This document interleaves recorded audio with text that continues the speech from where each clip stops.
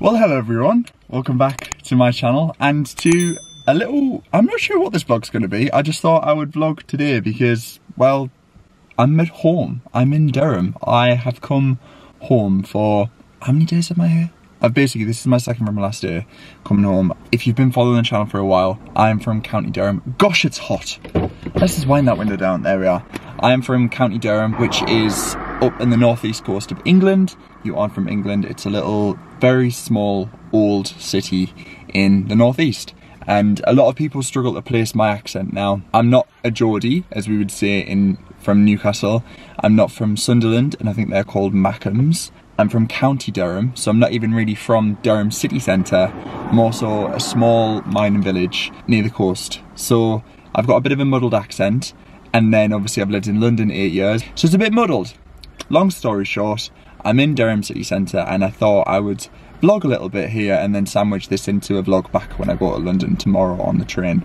So yeah, I actually used to work in Durham many years ago, so I thought it'd be nice to have a little wander around the city. I haven't been back here since 2020, so we're talking 4 years. So I feel like a lot's changed. A lot's still the same, but I feel like a lot's definitely changed. So I'm going to pay for some parking and I'm going to have a little wander around. I'm going to get my hair cut by a guy who used to cut my hair when I was like 3 or 4, I want to say. Basically, we used to go to a barbershop, the same barbershop for years and years, and then he opened one in Durham called House of Gentlemen. It's a very cool barbershop. I'll put it on the vlog if any of you are visiting the northeast and need to get your hair cut. But yeah, I just thought it would be a nice little walk through memory lane for you guys to see, and also for me just to enjoy. I look very red. It's currently 20 degrees, but it is so humid, so unbelievably humid. So I'm going to pay for parking and then let's head on into Durham. Just little things about the north. I mean, I said this on my Instagram stories. I miss how friendly everyone is. I miss that everyone says good morning to you. I know a lot of people do that down south, but not so much in London. Parking, 3 hours of parking, £3. And that's in Durham, that's in a city, which is just wild to me. But anyway, this is Old Albert Street. And I used to come, thank you, I used to come drive down this street every single day and park up, and I'd drive to the restaurant that I used to work at, and yeah, that would be my day every single day.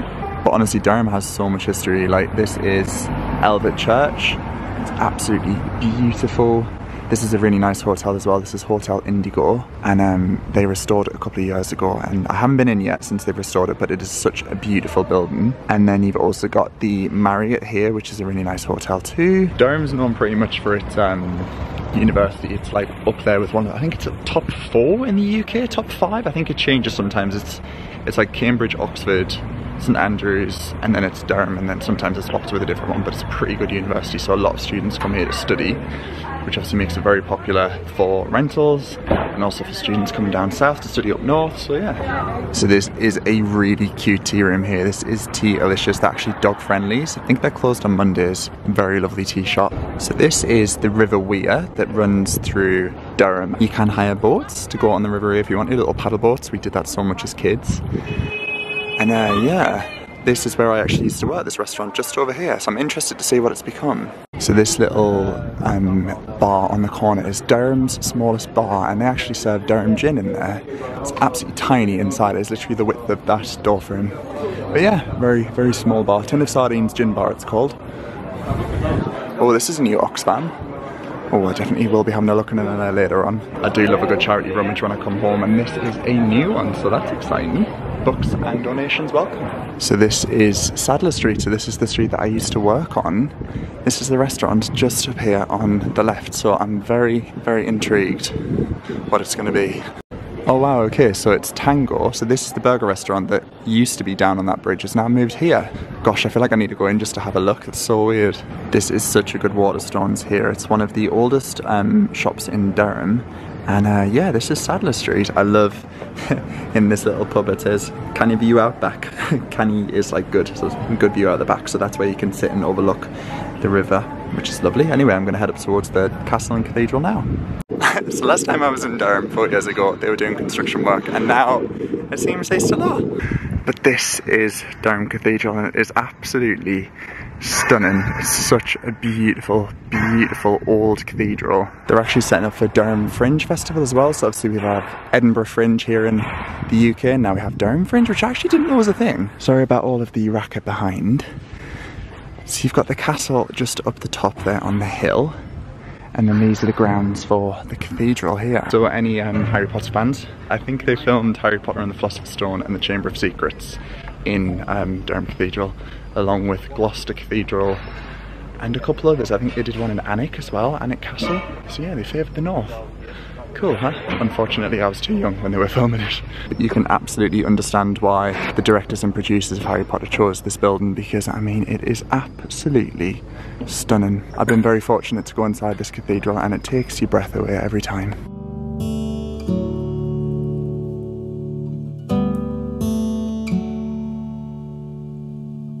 So you are allowed in the cathedral. You can explore more of it and pay, but they do ask that you can make a donation if you can. Obviously it says here it costs £200,000 sorry, per week to run a cathedral, so it relies heavily on charitable donations. So let's have a look in, see if we can get in the entrance. This is the sanctuary knocker, and it says it's been on here for centuries. People of the Middle Ages coined this.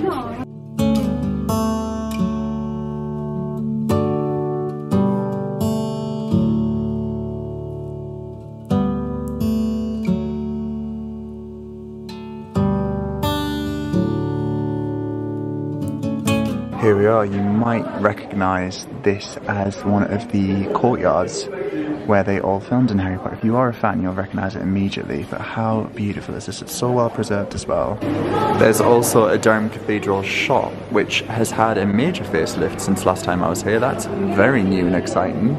And there is a cathedral restaurant as well, if you want to grab a little coffee and a bite to eat while you're here too. Here we are, so they've got some information about the filming locations. So it was the first two films, and actually more recently, the Avengers Endgame, which is unbelievably cool. I was in London when they were filming the Avengers Endgame, and some of my old colleagues who used to work in the restaurant I was showing you had Chris Hemsworth, who was Thor, come into the restaurant, and everyone was so just like blown away the fact that a Hollywood star was in Durham. So yeah, that's very cool. So this is Chapter House. This is actually where they used to film Professor McGonagall's lessons when she did Transfiguration in the second film. So yeah, it's actually straight in there. Look at that. How amazing.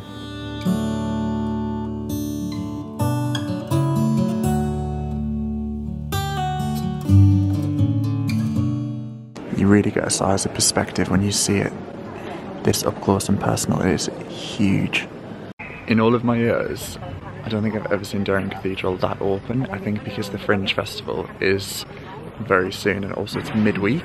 Usually on weekends they don't have those rooms open, so that was really cool. The inner Harry Potter geek inside me is very, very impressed. But yeah, I'm going to get my hair cut now because it's at 2 o'clock. I definitely had appreciation for Durham when I lived here, because I used to look forward to coming in, and then when I worked here I kind of lost that appreciation for it because I just associated it with work, and towards the end I actually was pretty just a bit beaten up and downtrodden about the idea that maybe I was never going to go to university, that was never good enough, so I kind of just had bad memories of Durham. But now coming back, I feel like I'm seeing it in a whole different light. I feel a bit like a tourist. And I mean, on my actual passport it says place of birth Durham, so I am officially a Durhamite, I think they're called. I don't know, it seems a bit silly, but yeah, it's just crazy. Okay, haircut all done. I feel like a new man. That was such a nice barbershop. Sorry, my little shoelace is just coming down. So my shoelace came done. Yes, the guy who cut my hair actually used to live in London and New York, and he was a Weller, you know, like the Weller hair brand. He was like a what do you call it, like a trainee for them. He's a 15-year barber, 15 years barbering. My goodness, what a lovely, lovely haircut. I feel like I haven't had this nice of a haircut in London in God knows how long, so very happy with that. Anyway, I'm gonna go back to the restaurant that I used to work in because I kind of just want to have a look inside. Oh my goodness, that was so nice. So it's now a burger restaurant, who knew?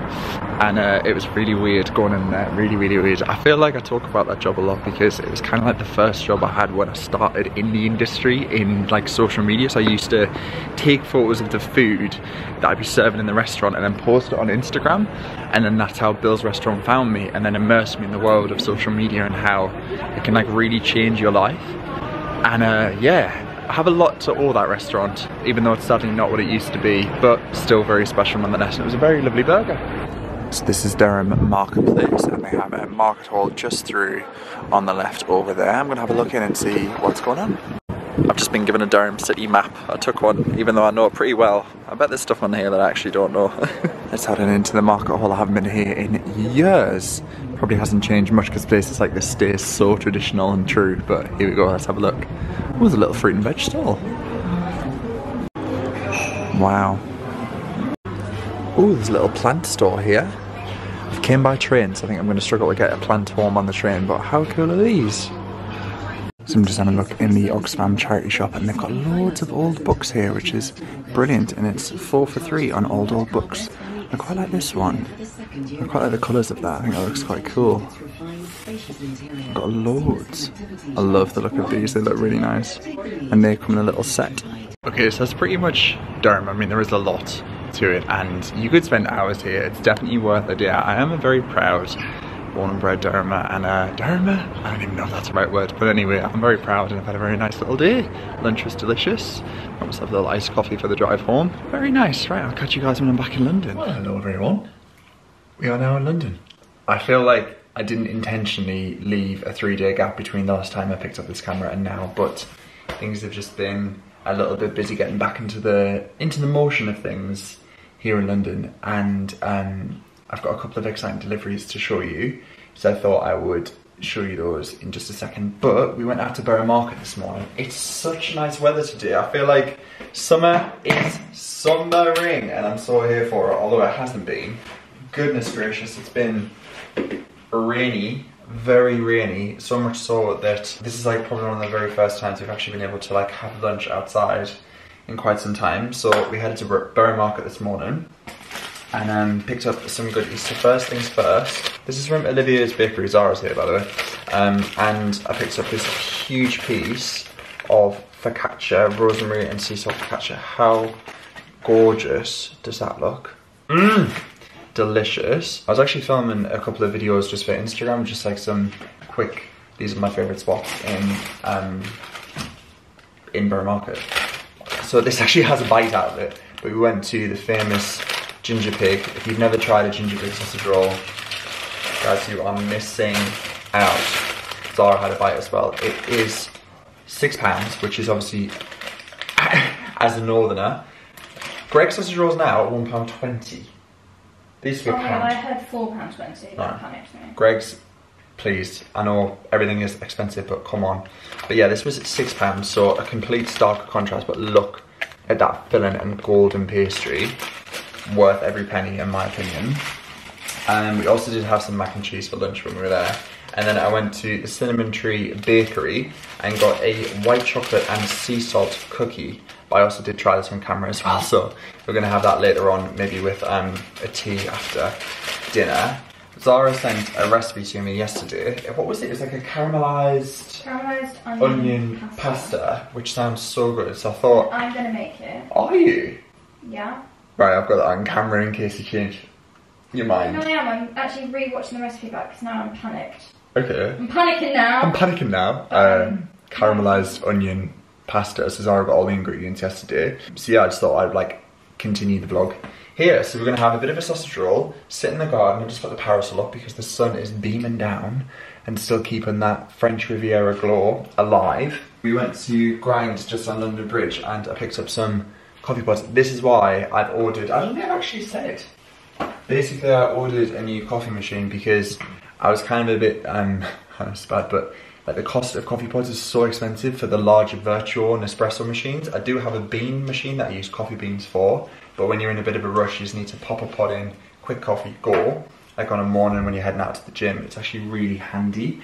But the pods are so much money. Whereas the smaller classic Nespresso pods, like the tiny capsules, you can get those in like loads of coffee shops in London, like Grind, Watch House, Starbucks do their own, Cafe Nero do their own, even places like Aldi, Lidl. So yeah, it's kind of like a slightly more affordable way. Still a little bit more expensive than coffee beans, but you can obviously recycle them, so it's not too bad. Anyway, I'm waffling. Gonna have some of this lovely sausage roll. Look how good that looks. And then I'm gonna show you all of the bits and bobs. So it's actually not a great deal, but I got some bits at home too from Jysk, so I'll show you that as well. Okay, so these are the few bits that I got in Jysk at home. Jysk is like a Scandinavian like furniture store, but they also do like home decor. We don't have them in London. They're predominantly up north in like the Midlands. So I picked up a parasol cover. This was £7. Obviously we've got our lovely parasol outside, and when the weather starts getting a bit bad, we probably just will cover it up. So yeah, that was £7. I also picked up this really lovely vase. This was in the sale for £4. It's like a little bud vase, but I guess you could just have that on the shelf as it is. I just thought that was really nice, and I thought that could look lovely in the living room. I also picked up this wooden candle holder. Again, I really like the shape and design of this, so the candle just goes in top like a little taper candle. I think styled together they could look quite cool. That was £3. And then these were all in the sale. So I picked up 4 solar lights. They're really, really small solar lights. I'm going to distribute these between the borders in the garden just to pop them in the ground. I'm not sure they're going to be very bright, but they might be. So yeah, I'm going to pop those in the borders in just a second and give them a little bit of time to kind of like warm up. Warm up? Is that right? Charger. Bless you, Maggie. Charger, not warmer.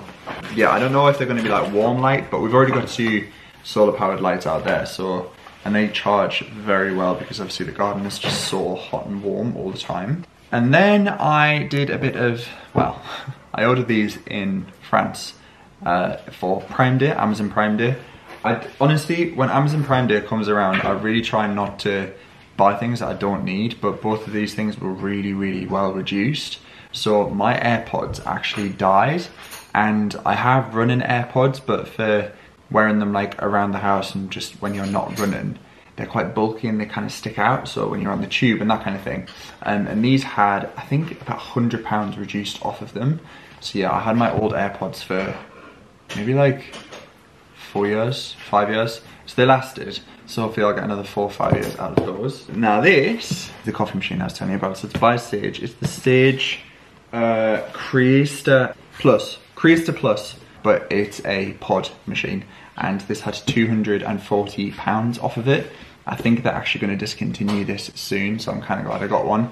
I got it in the stainless steel colour, so I'm going to quickly unbox it and make a nice little coffee and sit out in the garden and do some emails because I'm fallen drastically behind. Welcome to my life. Okay, so I've just unboxed the coffee machine and I ran a little coffee through it. I think it's going to take a bit of getting used to. So this is a pod machine, as I said, so the pods go in up top here, and then you essentially just choose what kind of coffee you want on top. So it's a lot more easy to do. So you've got like a flat white, a lungo, cafe latte, cappuccino, latte macchiato, just do regular milk, all of that. So lots of different options. And yeah, it comes with the jug. And that's it. I just made a lovely little flat white. So I'm just going to have a sit in the garden and have a flick through this lovely little magazine because I am very excited. We were talking a while ago about the bathroom, and we've had a whole like rejig 360 plan about what we kind of want to tackle next in the house and like the way we're going to tackle things. So bathroom's kind of getting put on hold is all I'm going to say, and I think we're going to be gearing up for kitchen potentially if we can, if we have time this year. Unsure. Lots to think about, but for now we're just going to sit and dream in the garden with a coffee. Okay, Zara is on with Yeah, it's literally floored you. I am actually floored. No, do you know what? I've said this since day one. Zara's a really, really good cook. Like, when you're just left to your own devices, and I've learned now that I can just be pottering on with other stuff, and if she asks for help, I will say it, but if she doesn't, I know just keep my mouth shut. Which is probably the best way for you and I to get through life. Just to live, to cope. So I'm pottering away. You are pottering away. You so, just be quiet. Let me show you. Alright. Zara's just really slowly softening down some red onions. The trick I think with onions is to do them, like spend as long as you physically can which I know is your idea of hell. Like, you get bored, don't you? I get bored. Well, I get bored when I'm softening onions. I don't know about you, but it's just like, you just want them softened, but the slower and lower the heat, the better. And then we've got a pan here for some linguine to cook. I love that you've just got the recipe saved. Who's this from? This is from Beef It Snacks. Beef It Snacks, sharing delicious food. I'll leave the recipe linked. I mean, I have an instant below. issue because the way they filmed it and what they've put in here does not correlate, but I'm going to save judgment. I sometimes do that, to be fair, like when I'm typing a recipe up and then how I do it in my head, it's like intuition. Anyway, other ingredients, we've got some dried basil going in, we've got some balsamic vinegar, some crispy chili, lots of garlic, so we're going to have no friends. And then we're going to have a little piece of, do you want some focaccia with it? Yeah. Yeah, I'll put some of this rosemary focaccia on it. Have it as well.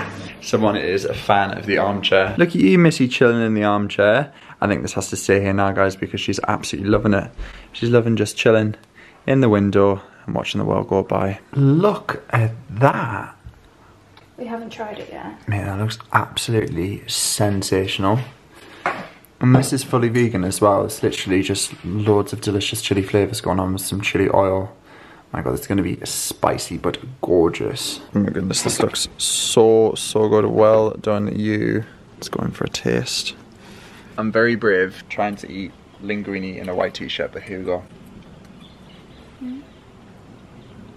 It's really, really good. It's sweet and spicy at the same time. I love that. Quite nice, actually. I absolutely love that. I bet it's quite a good summer pasta. Really nice and light. Well done, you. Gorgeous. And we're having it with the focaccia from Borough Market. Right, my camera battery is flashing, so I think I'm going to wrap this vlog up here, guys. I really hope you have enjoyed this. I'll link everything featured down below, but lots of love to you all. Take care, and I'll catch you all very soon in the future video. Bye for now.